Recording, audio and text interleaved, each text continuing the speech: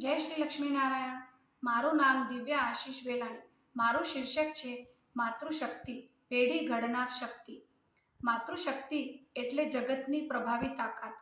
આજના યુગમાં જ્યાં પ્રૌદ્યોગિક અને વિકાસની વાતો થાય છે, ત્યાં આપણે એક વાત વારંવાર ભૂલી જઈએ છીએ, એ છે માતૃશક્તિ. માતા માત્ર સંબંધ નથી, આ સંસ્કારોની શિલ્પી છે, સંઘર્ષનું પ્રતીક છે અને ઉર્જાનો અતૂટ સ્ત્રોત છે. એક માતા માત્ર ગૃહ સંચાલન કરતી નથી, એ એક પેઢી ઘડે છે, એક સંસ્કૃતિ સર્જે છે, એક ભવિષ્ય બનાવે છે. જો માતા શિક્ષિત હોય તો સમગ્ર પરિવાર સુશિક્ષિત બને. જો માતા મજબૂત હોય તો આખું સમાજ મજબૂત બને છે.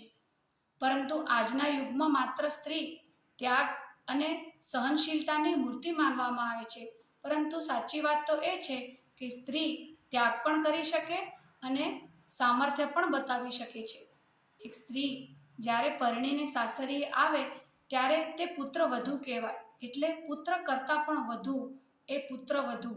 અને આખું ઘર જેનું ઋણી હોય એ છે ગૃહિણી. અને જ્યારે એ માતા બને ત્યારે તે માતૃશક્તિ કહેવાય. માતૃશક્તિની નાનકડી પરિભાષા કરીએ તો માતૃશક્તિ પ્લસ શિક્ષણ ઇઝ ઇક્વલ ટુ વિકાસ અને સંસ્કાર.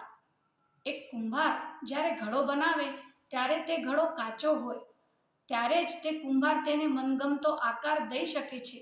પરંતુ જ્યારે એ ઘડો પાકો થઈ જાય ત્યારે એને આકાર દઈ શકાતો નથી. એવી જ રીતે એક માતાને પણ એના બાળકને નાનપણથી જ સારા સંસ્કારોનું સિંચન કરવું પડે છે. એ માતાએ કદીક પ્રેમ અને વાત્સલ્યનો વરસાદ પણ વરસાવવો પડે છે અને ક્યારેક એને પાઠ પણ ભણાવવો પડે છે. આપણા ભારત દેશમાં આવા ઉત્કૃષ્ટ માતૃશક્તિના ઘણા ઉદાહરણો છે.